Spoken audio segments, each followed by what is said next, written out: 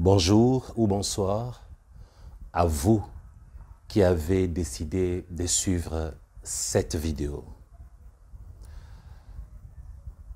Nous avons 3 choses à vous demander avant de commencer l'enseignement d'aujourd'hui. La première chose, la voici. Si vous n'êtes pas encore abonné sur notre chaîne, s'il vous plaît, commencez par cliquer sur le bouton s'abonner. Donc, abonnez-vous, frères et sœurs. La deuxième chose, n'oubliez pas de liker cette vidéo parce que, vous savez, lorsque vous likez, vous aimez une vidéo, cela permet à YouTube de continuer à proposer notre vidéo à plusieurs personnes.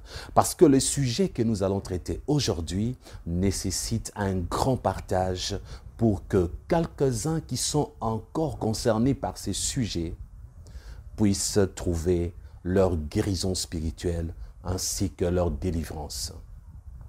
En cliquant sur j'aime, vous allez permettre à quelqu'un d'être sauvé et vous participez massivement à l'évangélisation de masse et Jésus-Christ vous bénira. Mais encore mieux, la troisième chose à faire est de partager cette vidéo parce qu'en la partageant, vous permettrez à quelqu'un de vaincre les œuvres du diable parce que, en suivant les contenus, vous me donnerez raison. Aujourd'hui, nous avons décidé de vous donner 13 signes qui prouvent que le sorcier vous utilise ou alors qui prouvent que le sorcier vous attaque. Donc, l'une de ces deux choses, ou parfois même les deux pour certaines personnes, parce qu'il y a des gens par ces signes qui vont comprendre qu'ils sont utilisés par les sorciers, mais également ils sont attaqués. Il y a d'autres qui vont se rendre compte qu'ils sont seulement utilisés, mais non pas attaqués. Ou d'autres encore verront qu'ils sont attaqués, mais non pas utilisés. Vous-même, vous choisirez votre catégorie avant même la fin de ces 13 signes qui seront donnés en 3 séances. Commençons par le premier signe. Le premier signe, le voici. Dans votre vie de tous les jours, lorsque vous remarquez que vous avez une phobie inexpliquée, sachez que soit vous êtes attaqué par le sorcier, ou encore, vous êtes utilisé par eux. Je répète, lorsque vous constatez dans votre vie de tous les jours au quotidien que vous êtes envahi, terrassé par une phobie inexpliquée. Vous savez, tout le monde ne connaît pas bien français parce que c'est la langue de la France. Beaucoup de gens ont appris le français, mais ne comprennent pas tout le mot, c'est normal. Alors, laissez-moi expliquer le mot phobie. Parce que dans d'autres langues, ces mots existent. Moi, je ne le connais qu'en français. Alors, je vais aider ceux et celles qui me suivent à comprendre c'est quoi une phobie. De façon terre à terre, une phobie, c'est ce que vous ressentez en vous comme crainte, ou je dirais mieux, la peur. Exemple, vous dites par exemple, je n'arrive pas. Lorsque je me retrouve dans l'eau, j'ai une peur immense et inexpliquée de l'eau. J'ai tellement peur de l'eau que je ne peux même pas m'approcher d'une rivière, d'une source d'eau, d'un fleuve ou de l'océan. Je n'arrive même pas à être à côté d'une piscine. Donc vous avez tellement la peur de l'eau, alors vous n'osez pas apprendre à nager, ni à vous approcher tout près d'une source d'eau, d'un fleuve, d'une rivière et même d'une piscine. Et vous ne voulez même pas monter dans un bateau ou dans une pirogue. Donc, si vous remarquez qu'il y a une phobie de quelque chose, cela est un signe très mauvais parce que la majorité des phobies sont provoquées par les envoûtements, les attaques sataniques, ainsi que les possessions démoniaques. Vous savez, s'il vous arrive d'expliquer votre phobie, exemple, vous dites un jour, nous étions en randonnée quelque part, alors ces jours-là, j'ai été mordu par un chien sauvage. C'est ainsi que depuis ces jours-là, j'ai une phobie de chien. Je ne supporte pas la présence d'un chien. Là, il ne s'agit pas d'une attaque satanique, ni d'une possession démoniaque, ni que le sorcier soit impliqué, frères et sœurs. Si vous pouvez expliquer votre phobie, vous dites un jour, je me suis noyé dans la rivière, par exemple, alors depuis lors, je déteste l'eau, je ne peux pas accepter de me retrouver dans l'eau. Là, il n'y a rien de spirituel, c'est naturel. Voilà pourquoi dans ces premiers signes, nous avons dit, si dans votre vie de tous les jours, vous avez une phobie inexpliquée, bien précisée. Pourquoi inexpliquée? Laissez-moi vous donner une preuve. Toute ma vie, lorsque j'étais enfant, ça a commencé il y a longtemps, j'ai été initié pour devenir un futur magicien, pour pratiquer la magie noire ainsi que la magie blanche. Mais à un moment de conscience avant l'âge adulte, j'ai refusé de devenir soit un magicien ou un sorcier puissant. Pourquoi? Parce que j'avais déjà un appel et Jésus me l'avait fait savoir à l'âge de 8 ans. Et lorsque le processus de cette initiation sur moi avait été interrompu, je me suis rendu compte que le savoir, la connaissance acquise, je ne l'avais pas perdu. Autrement dit, je vous fais ce résumé pour vous dire ceci. Je sais de quoi je vous parle et je sais ce que je vous enseigne. Vous qui n'avez jamais suivi mon témoignage, vous comprendrez les jours où vous suivrez le bribe ou les extraits de mes témoignages. Revenons dans notre sujet. Lorsque j'étais enfant, dans le processus de mon initiation à la magie, ceux qui étaient en train de m'initier n'avaient pas demandé mon autorisation ni ma permission. Alors, plusieurs fois, ils m'ont amené dans des eaux profondes. En fait, là-bas, c'était l'initiation aux esprits des eaux. Ils m'ont amené plusieurs fois en dessous des océans, de mers, des rivières. En fait, ça ne m'intéresse pas. Je suis en train de souligner cet aspect pour vous faire comprendre une chose. Les détails, je garde. Donc, enfant, je n'arrivais pas à différencier la réalité avec les rêves ou les visions, où je n'arrivais pas à distinguer quand est-ce que je vivais les choses réellement ou que je rêvais. Parce que le tout était vrai à mes yeux. Je ressentis des présences maléfiques autour de moi dans des endroits où on m'a mené là, en dessous des eaux. J'ai passé des heures là, en dessous des eaux. Les détails ne sont pas très importants. Mais la chose la plus importante que je souligne aujourd'hui est que lorsque j'ai pris conscience que c'était une initiation pour les esprits des eaux et que Jésus m'a aidé à vaincre le processus de l'initiation sans que ces processus n'aboutissent, à partir de ce jour-là, j'ai commencé à avoir une phobie inexpliquée de l'eau. Je ne savais pas pourquoi dans la vie de tous les jours, je ne supportais pas être tout près d'un fleuve, d'une rivière, tout près, bref, de l'océan ou de monter dans un bateau, d'être tout près d'une piscine. C'est tout simplement parce que j'avais un dégoût des eaux et de leur profondeur.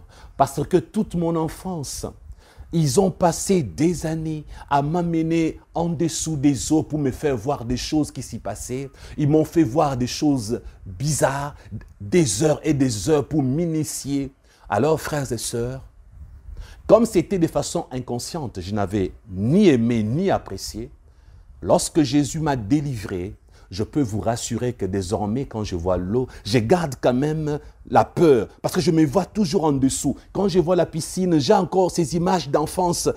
Là où je me retrouvais en dessous des eaux, ça remonte à moi. Donc, frères et sœurs, votre phobie de quelque chose de façon inconsciente peut provenir de ces genres de réalités. Pour mon cas, je n'avais jamais compris pourquoi je n'appréciais pas l'eau, pourquoi j'avais une phobie de l'eau, mais un jour le Seigneur m'a fait comprendre, Christian, ce n'est pas de ta faute. C'est à cause de toutes ces choses que tu as vécues à ton enfance.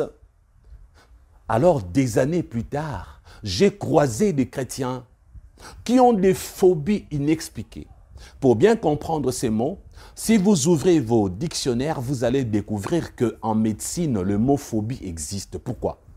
Parce que dans la médecine, on appelle phobie l'ensemble de troubles psychologiques axés sur un acte ou sur une entité extérieure capable de susciter une peur morbide et irrationnelle. Vous entendez, frères et sœurs? Donc là, nous sommes en médecine. On dit que c'est l'ensemble de troubles psychologiques. Les gens n'arrivent pas à vous comprendre. Pourquoi vous dites que vous ne supportez pas telle chose ou telle autre chose? Lorsqu'on vous enferme quelque part, vous avez cette phobie d'être enfermé comme un claustrophobe. Lorsqu'on vous insulte, vous ne supportez pas qu'on vous insulte. Il y a quelque chose de façon inexpliquée. Vous avez une phobie de la dite chose. Et en médecine, on dit que ce sont des troubles psychologiques qui sont axés sur un acte ou une entité extérieure capable de susciter une peur morbide et irrationnelle. De façon normale, frères et sœurs, on ne peut pas expliquer pourquoi vous avez cette phobie. C'était mon cas. Mais lorsque je vous en parle aujourd'hui, vous pouvez me croire parce que vous êtes des chrétiens. Mais d'autres personnes ne me croiront pas, diront non, vous savez, les Africains, ils sont toujours comme ça, et trouvent des explications à toutes choses. Mais c'est la vérité. Donc, frères et sœurs, les phobies inexpliquées ont été créées et provoquées par le monde des ténèbres de façon inconsciente en vous. Ce sont des choses qu'on vous a faites. Vous ne les avez pas voulues ni souhaitées. Le fait que vous avez cette phobie-là prouve que c'était de façon involontaire, prouve que vous n'avez jamais apprécié ni consenti d'aller dans les profondeurs des eaux, d'être enfermé en prison quelque part. Bref, vous rejetez l'enfermement, vous rejetez ces choses parce que vous n'avez pas donné votre point de vue. De vous-même, vous n'avez jamais donné votre aval, votre accord. C'est comme une femme qui a été violée, par exemple, par des esprits.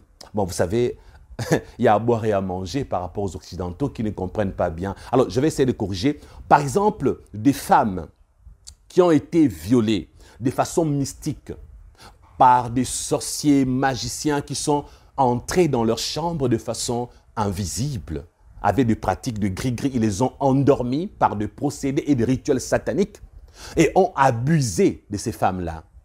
Et ces femmes, en se réveillant, elles ont vu sur elles des spermes, même des griffures. Elles ont ressenti des pénétrations dans leurs parties intimes par ces hommes qui les ont violées d'une façon mystique.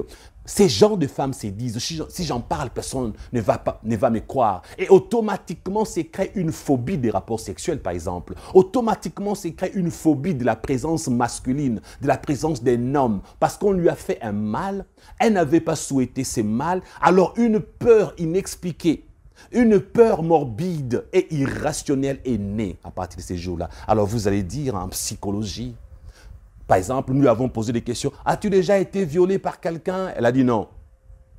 Est-ce qu'on t'a fait du mal par des hommes? Non. Mais pourquoi tu as une phobie d'hommes? Pourquoi tu as une phobie? Tu ne supportes pas les hommes? Mais là, si elle commence à vous dire qu'un jour, sa chambre était fermée à clé, la fenêtre était bien fermée et qu'un homme était entré dans sa chambre pour la violer de façon mystique, vous n'allez pas croire. Mais nous, les pasteurs, nous croyons ces choses parce que nous savons qu'elles sont vraies.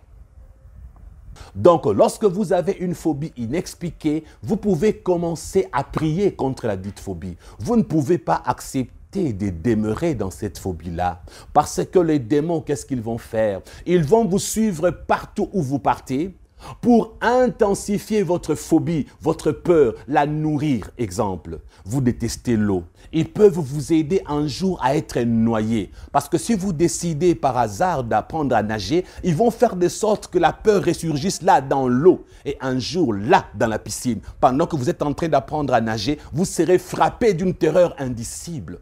Et là, vous allez vous noyer comme pas prévu.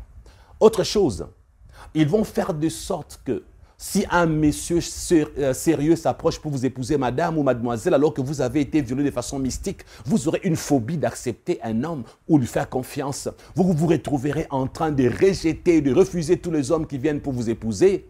Parce que l'image que vous aurez dans votre tête, vous allez vous dire, tous les hommes sont mauvais. Les hommes sont méchants. Ce sont eux qui sont derrière le phobie, les démons, pour intensifier la dite phobie et vous empêcher d'aller de l'avant, de vous empêcher d'accomplir des grandes choses.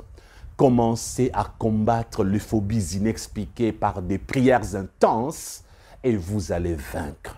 Parce que la persévérance apporte toujours le bon résultat. Les deuxièmes signes pour aujourd'hui, mon frère, ma soeur, à ces niveaux, permettez-moi de vous tutoyer au lieu de vous voyer, ok? Je dirais ceci, mon frère et ma soeur. Lorsque tu te réveilles souvent avec une partie de ton corps qui devient malade ou endolori, par exemple, sache que cela n'est pas normal. Tu as fréquemment des douleurs intenses sur une partie de ton corps quelque part ou des fatigues inexpliquées à ton réveil le matin. Cela peut arriver 6 fois la semaine, 4 fois ou toute la semaine. Ce n'est pas bon. Tu te réveilles souvent, toujours, avec une partie de ton corps. Je précise, ça peut être les coups, le bras, les dos, les jambes, les orteils.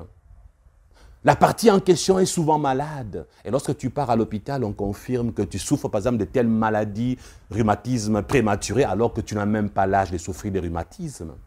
Tu arrives, on te dit non, voilà, tu es frappé de telle maladie à tel niveau de ton corps. Tu te réveilles avec des douleurs inexpliquées. Oui, la science trouvera un peu des explications. Mais la plupart des fois, c'est parce que ton corps est utilisé la nuit par des sorciers. Beaucoup de gens n'ont jamais compris au fait comment est-ce possible qu'on soit utilisé par les sorciers la nuit lorsqu'on dort. Parce que le corps est sur les lits. Frères et sœurs, ne cherchez pas souvent l'irrationnel dans ce qui est satanique. Je vous expliquais. La plupart des fois, vous n'arrivez pas à comprendre ces choses parce que vous réfléchissez de façon rationnelle sans tenir compte que tout ce qui existe ne se voit pas forcément à l'œil nu. La preuve, intellectuel que vous êtes, est-ce que vous pouvez me rassurer que le vent existe? La réponse est oui. Avez-vous déjà vu le vent? La réponse est non. Il est impossible de voir le vent parce que le vent est invisible. L'air est invisible. Nous ressentons l'air et le vent.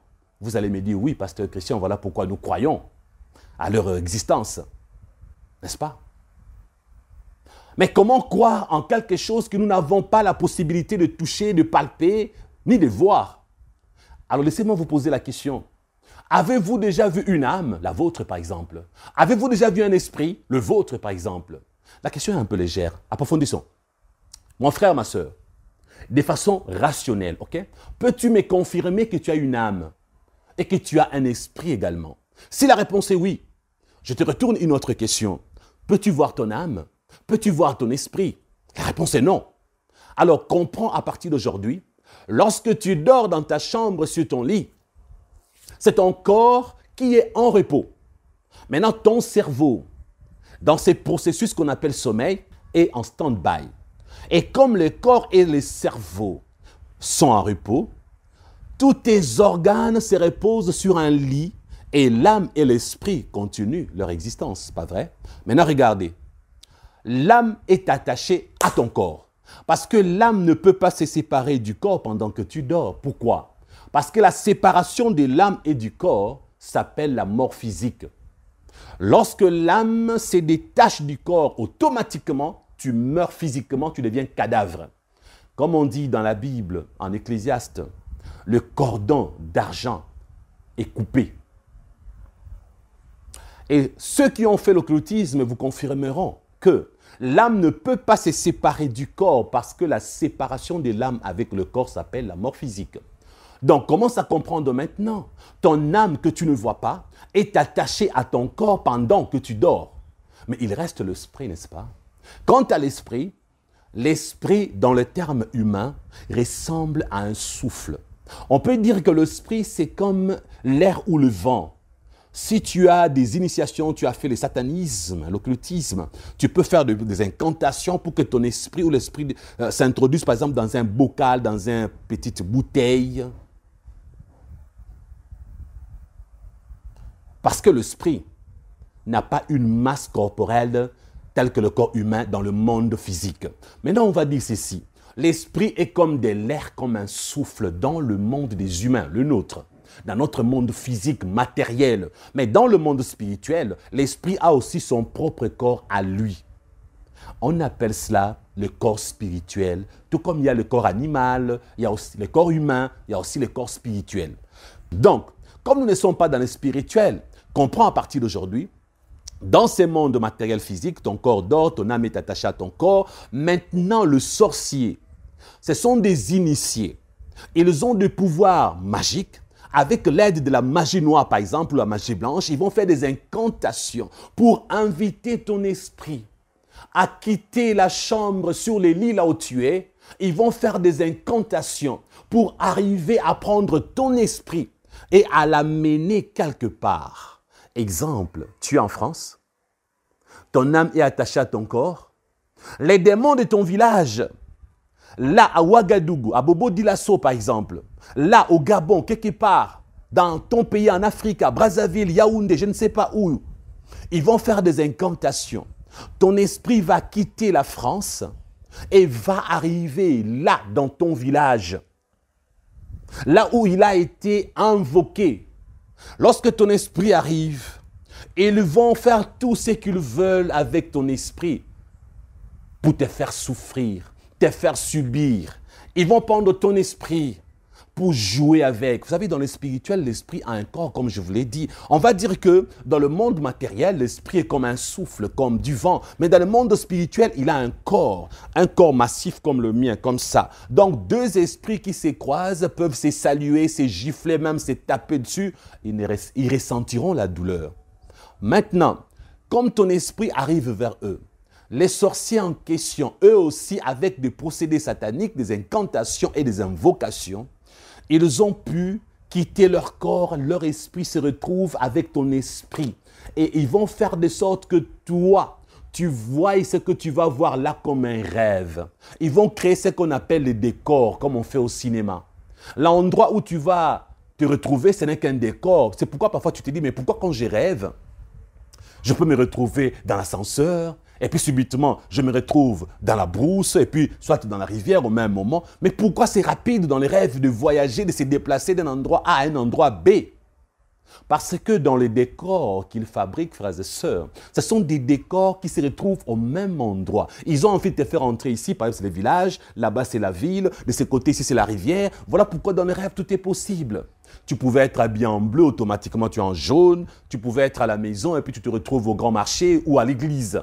C'est les décors qu'ils créent pour que ton esprit, en apercevant les décors, que ton esprit dise, lorsque tu vas te réveiller, que ton esprit informe à ton âme, au fait, c'était un rêve. Et l'âme va informer au cerveau, au niveau intellect, ne t'inquiète pas, ce n'était qu'un rêve, c'était rien, tout est normal, c'est naturel. Ce n'était pas quelque chose de grave. Regardez, pendant que ton esprit sera pris en captivité dans leur monde, là où ils t'ont invité, là où ils t'ont amené, ils ne vont pas te faire voir, par exemple, qu'ils t'ont utilisé comme un cheval.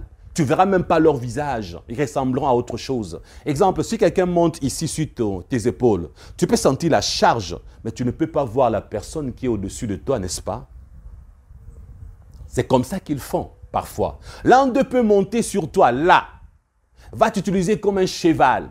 Il va tellement rester sur toi pendant 8 heures que tu dormais en te faisant souffrir. Et une fois réveillé, tu dis, aïe, aïe, je crois que j'ai mal utilisé les lits ou je ne sais pas moi, les oreillettes ou je ne sais pas quoi, les coussins comme les autres disent. C'est les lits en fer peut-être, aïe, j'ai dormi au salon, c'est les fauteuils. Mais tu ne t'es jamais posé une question, pourquoi cela arrive tellement souvent? Pourquoi c'est répétitif chez toi? Tu peux prendre les calmants, les antidouleurs, les analgésiques, même la morphine. On peut te donner la morphine, mais quand ça t'arrive d'avoir de mauvais rêves, tu te réveilles toujours avec un corps endolori. Tu te réveilles toujours avec une partie de ton corps malade, terrassé par la douleur. C'est parce que ton esprit est utilisé la nuit. Mais vous allez me poser la question, pasteur Christian, vous êtes en train de dire que c'est l'esprit qui a été utilisé. Mais comment je peux me réveiller avec les douleurs sur mon corps physique? Alors écoutez-moi attentivement, s'il vous plaît. Vous devriez savoir ceci. Il n'existe pas 3 vous. 3 vous, ça n'existe pas. Vous êtes tripartite, c'est vrai, trichotomie. Vous êtes esprit, âme et corps. Tout ça, c'est vous. Le 3 sont interdépendants par moment, mais les trois subissent les choses ensemble. Ils subissent les mauvaises choses ensemble. Ils bénéficient des bonnes choses ensemble également. Exemple, ton esprit a reçu un coup de poing ou un coup de massue ou de marteau sur la tête. Le coup de marteau donné à ton esprit dans le monde invisible va se répercuter sur ton âme attachée à ton corps et va atterrir sur ton corps physique. C'est ainsi quand tu es réveillant, tu as mal là où tu avais reçu le coup. Il y a des gens qui disent, mais pasteur, je voyais comment on me poursuivait, on a lancé une flèche contre moi, la flèche m'a atteint ici. La personne montre cet endroit par exemple, justement là. Et quand je me suis réveillé le matin, j'ai mal à cet endroit-là précis où la flèche avait pénétré. C'est ça l'explication. Ton esprit ne peut pas mourir parce que ton esprit ne peut être tué que par Dieu lui-même. Si tu pensais que ton esprit était éternel, tu te trompes. J'ouvre une parenthèse. Même Satan n'est pas éternel. Les démons ne sont pas éternels. J'en ai déjà parlé dans un autre enseignement. Sache qu'il n'y a que Dieu comme esprit qui est éternel avec Jésus-Christ. Même les anges de Dieu qui sont au ciel ne sont pas des éternels. En fait, Dieu a créé les esprits perpétuels. Cela veut dire qu'ils ont un commencement, mais on ne connaît pas leur fin. Dieu n'a pas créé les esprits de façon éternelle, ni immortelle. Il les a créés seulement perpétuels. Donc Dieu seul a la capacité de tuer un esprit parce que c'est lui qui a créé l'esprit. Voilà pourquoi la Bible dit ceci. Ne craignez pas celui qui tue le corps, mais craignez plutôt celui qui peut tuer et le corps et l'âme et envoyer les deux à la Guéhenne. C'est quoi la Guéhenne? Ce n'est même pas le séjour des morts. Parce que la Bible dit que la mort et le séjour des morts seront jetés dans l'étang ardent de feu qu'on appelle la Guéhenne. Donc dans le passage en question, la Bible parle du jugement dernier et du verdict final par rapport à la Guéhenne. Donc la Bible nous fait comprendre que Dieu a la capacité de tuer le corps, l'âme et l'esprit. Donc c'est pour vous dire, frères et sœurs, peu importe les attaques que vous allez subir dans le monde spirituel, votre corps spirituel subira des coups, des blessures qui vont se répercuter sur l'âme et atterrir sur le corps physique. Et vous vous réveillerez malade, mais vous ne mourrez pas là dans l'esprit, mais vous pouvez mourir dans le corps physique si les processus continuent. Donc oui, il est possible que ces genres d'attaques vous donnent des maladies incurables. Il est possible que lorsque votre esprit est malmené, continue à être malmené, que votre corps physique avec le temps se retrouve en mourir à petit feu avec des problèmes qui ne finissent jamais. Vous avez des cancers, des maladies indicibles, des diabètes. Oui, il y a de maladies provoquées par le monde des ténèbres. Ça, c'était le deuxième signe. À vous maintenant de livrer un vrai combat spirituel, frères et sœurs. Mais avant de passer, je sens qu'il y a parmi vous des gens qui commencent vraiment à vouloir comprendre cette histoire de l'esprit qui est créé perpétuel et non éternel. Alors, si vous n'avez pas la compréhension de ces deux mots, en tant qu'enseignant, laissez-moi vous aider rapidement. Je vous dirai ceci. Ce qui est perpétuel, c'est quelque chose dont on connaît les débuts, mais pas la fin. Lorsque vous lisez dans la Bible, à l'époque de Moïse, par exemple, il était question de loi perpétuelle. On savait quand est-ce que ces lois avaient été promulguées ou les dites lois ont été données par Dieu. Il y avait même une date officielle, on pouvait dire que c'était le 16 février, on connaissait même le jour, l'heure, mais on disait perpétuel pour dire nous ne savons pas quand est-ce que ces dites lois prendront fin. Maintenant, frères et sœurs, lorsque la Bible dit que Adam avait péché, Dieu a dit il ne faut pas que l'homme aille toucher à l'arbre qui a le fruit de la vie éternelle, de peur qu'il ne devienne immortel et éternel comme moi, Dieu. Donc c'est ça l'information et la preuve pour vous que même Adam, avant le péché, même Ève, avant le péché, les deux n'étaient pas des immortels. Ils étaient perpétuels. On ne sait pas combien de temps ils allaient vivre. Mais Dieu montre dans la Bible que Adam et Ève n'ont pas été créés éternels. Parce que Dieu avait prévu un arbre portant un fruit, le fruit de la vie éternelle. Donc on comprend par là, si Adam et Ève n'avaient pas péché, Dieu avait prévu un jour de leur autoriser de manger le fruit de l'arbre de vie, donc de la vie éternelle. La preuve, Dieu a exprimé la crainte de voir l'homme toucher à ces fruits. Donc, il est vrai que l'homme connaissait qu'il y avait également au jardin d'Éden un arbre portant le fruit de la vie éternelle. Donc, même si la Bible n'a pas donné de détails dans Genèse, parce que dans Genèse, on ne voit que là où Dieu parle de l'arbre ayant le fruit de la connaissance du bien et du mal, mais on n'a pas vu là où Dieu leur montrait l'arbre ayant le fruit pouvant donner la vie éternelle. Malgré cette omission, l'information nous a été donnée après la chute de l'homme, lorsque Dieu a envoyé le chérubin protecteur pour que l'arbre de vie ne soit pas touché. D'ailleurs, souvenez-vous, dans Apocalypse, dans le Nouveau Testament, on découvre que cet arbre est dans le paradis des dieux désormais.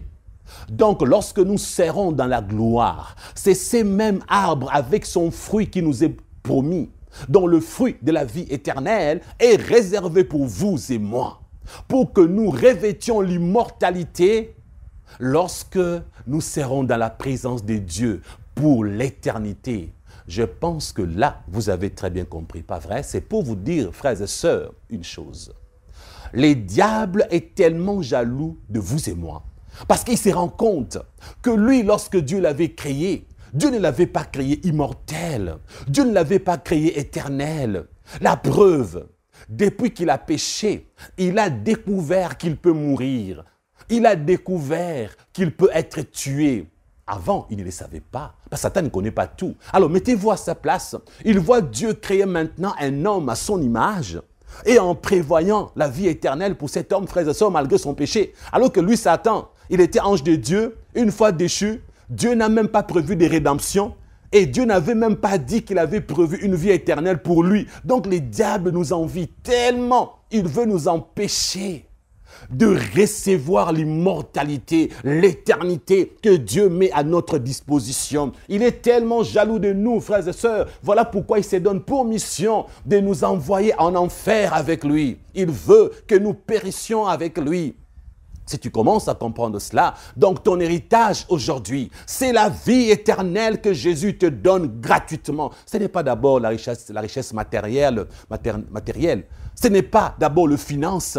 Ce ne sont pas d'abord le finance, l'argent. Le plus important, c'est ce que Satan n'aura jamais. La vie éternelle que Dieu t'octroie par Jésus-Christ. Cette vie-là que Dieu garde pour toi. Cette vie-là, tu l'as reçue en Jésus-Christ le jour de la repentance. Et tu vivras éternellement si tu persévères dans la foi chrétienne. Merci, je pense que vous avez compris. N'est-ce pas? Et si je peux intensifier pour aider encore les gens à comprendre, souvenez-vous, la Bible dit ceci, la mort et le séjour de mort, Satan lui-même, ainsi que les hommes qui auront servi Satan, ils se retrouveront dans les temps ardents de feu. Et qu'est-ce que la Bible dit? C'est la seconde mort. Pourquoi c'est la seconde mort? Tout simplement parce que pour nous les humains, si vous mourrez physiquement, c'est la première mort. Et là où vous allez mourir éternellement, c'est la seconde mort dans un étang ardent de feu.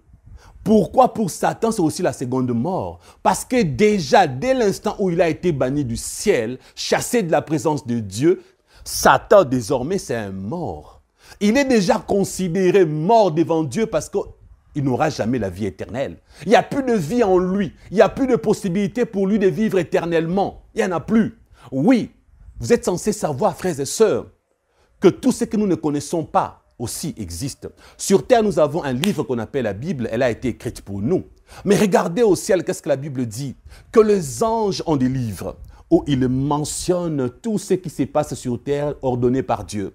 Au ciel, il y a des livres où on inscrit même nos noms là-dedans, qu'on peut même effacer.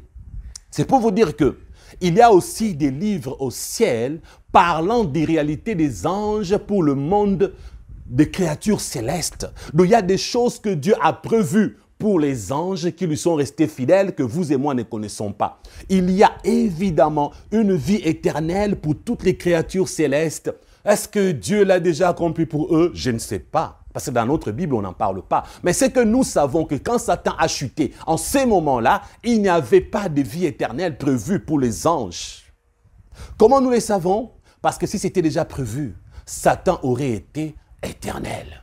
Satan serait devenu immortel. Et Dieu se serait trouvé dans l'incapacité de détruire Satan dans les temps de feu. Parce qu'écoutez-moi bien, lorsque un esprit entre dans les temps ardents de feu, ou entrera dans le futur, dans la position de l'immortalité, de l'éternité, dans cette position-là, cet esprit en question ne peut pas souffrir dans les temps ardents de feu. Donc la capacité de supporter le feu de l'étang ardent de feu, c'est l'immortalité ou l'éternité de l'esprit. C'est là où le feu de la Géhenne ne pourra pas détruire l'esprit qui entre dans la Géhenne. Un exemple. Jésus peut s'introduire dans le feu qu'on appelle étang ardent de feu, la Géhenne. Il peut y aller à l'aise sans souffrir de la chaleur parce que Jésus est immortel. Son esprit est éternel. Vous avez compris à présent? Mais pasteur Christian, comment savez-vous toutes ces choses? Mais c'est simple, c'est dans la Bible. Regardez. Qu'est-ce que la Bible dit? La Bible dit par exemple que quand les humains meurent, dans Luc 16, vous avez ces révélations que Jésus a données sur l'homme riche et le pauvre Lazare.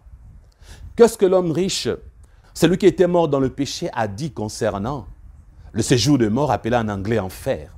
Il a dit, je souffre cruellement dans cette flamme. Écoutez-moi bien, qui souffrait cruellement dans la flamme? Était-ce son corps physique? Non. Parce que son corps physique était resté sur terre, était enterré dans un tombeau. Qui souffrait dans le feu du séjour de mort? C'est son âme. Voilà pourquoi on vous dit, par le vrai ex-sataniste converti, lorsqu'ils se convertissent, ils vous disent, j'ai vu beaucoup d'âmes en train de souffrir là, en enfer. Parce qu'en anglais, le séjour de mort est appelé enfer, hell. Lorsqu'ils vous disent, ils ont vu les âmes en train de souffrir en enfer ou le séjour de mort, c'est la vérité. Parce que regardez, l'homme riche raconte et dit, je souffre cruellement dans cette flamme. Donc l'âme a aussi le cinq sens qu'a le corps humain. Voilà pourquoi les deux sont attachés comme ça. Parce qu'en souffrant dans le feu du séjour de mort, par cette vérité, nous comprenons que l'âme peut ressentir la douleur du feu sur sa peau, la peau de l'âme, parce que l'âme a aussi le sens du toucher. L'homme riche pouvait converser avec le père Abraham. Donc, il a aussi, lui, l'écoute, l'essence de l'écoute. Vous voyez? Cet homme pouvait demander de l'eau à boire parce qu'il avait soif, l'essence du goût, donc le goûter. Certainement, puisque cette personne était là où il y avait le feu, il devait normalement sentir des odeurs de putréfaction, même celui qui n'en parle pas, des odeurs nauséabondes, des brûlures autour de lui, des âmes qui brûlaient. Donc vous comprenez par là, frères et sœurs, que quand la Bible dit que la mort et les séjours de mort seront jetés dans les temps ardents de feu après le jugement dernier, c'est parce que dans ce qu'on appelle l'homme, il reste son esprit. Son esprit ne peut pas brûler dans le séjour de mort parce que le feu du séjour de mort n'a pas été conçu pour faire souffrir même l'esprit de l'homme ou l'esprit des démons ou de Satan. Voilà pourquoi on vous dit par exemple que nous avons vu les démons et Satan en train de faire souffrir les hommes ou dans le séjour de mort qu'on appelle en anglais hell, enfer. Donc un démon peut entrer là-bas à l'aise dans le feu du séjour de mort, Satan également. Mais il y a un feu réservé pour lui, Satan, qu'on appelle étang ardent de feu, qu'on appelle la Géhenne. Là, lorsque Satan il sera introduit, il ressentira le feu, le brûler. Donc vous comprenez, frères et sœurs, l'homme dans son état du péché, après le jugement dernier, va aussi aller goûter à la chaleur du feu, de l'étang de feu. Voilà pourquoi, frères et sœurs, vous et moi, nous ne souffrirons jamais dans les temps ardents de feu parce que nous allons revêtir l'immortalité, nous serons éternels comme Dieu. Et je pense que si Dieu veut, il peut même nous amener là, dans les temps ardents de feu, à l'intérieur, pour nous faire voir comment Satan est en train de brûler et de grincer les dents, comment les pécheurs qui seront avec lui seront en train de grincer les dents. Dieu peut nous amener là-dedans et nous y introduire. Vous comprenez que nous ne brûlerons pas. Et vous voyez la différence entre la perpétuité et l'éternité. Aujourd'hui, vous avez compris. Et vous comprenez pourquoi l'esprit de Satan, avec les esprits démons, ne souffrait pas d'un séjour de mort. Parce que le feu du séjour de mort brûle les âmes. Mais le feu de la Guéhenne brûle le tout, à savoir le corps physique, à savoir l'âme, à savoir l'esprit également. Donc le feu de la Guéhenne est un feu premium, feu VIP, feu. Le feu là peut tout brûler, même l'esprit. Mais le feu du séjour de mort ne peut brûler que le corps physique avec l'âme, mais pas l'esprit. Comment je le sais? C'est encore dans la Bible, frères et sœurs. Souvenez-vous de l'Ancien Testament. Il nous est raconté la rébellion, la révolte de Corée avec sa bande à l'époque de Moïse. La terre s'est ouverte. Et Dieu a englouti Corée avec ses gens. Et la Bible dit qu'ils descendirent vivants dans le séjour de mort, frères et sœurs.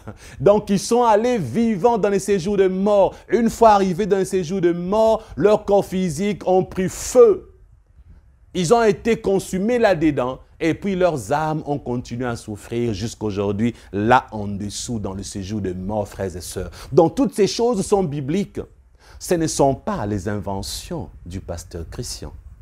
Est-ce qu'à ce niveau, avez-vous compris pourquoi je vous avais recommandé de partager cette vidéo? Parce que les gens doivent être enseignés. Avez-vous compris pourquoi je vous avais demandé de liker, donc d'aimer cette vidéo? C'est pour nous aider à évangéliser, à enseigner la multitude pour que les gens écoutent ces enseignements et qu'ils cherchent leur délivrance, qu'ils craignent Dieu, qu'ils se répandent, qu'ils s'éloignent du péché et qu'ils soient sauvés, frères et sœurs.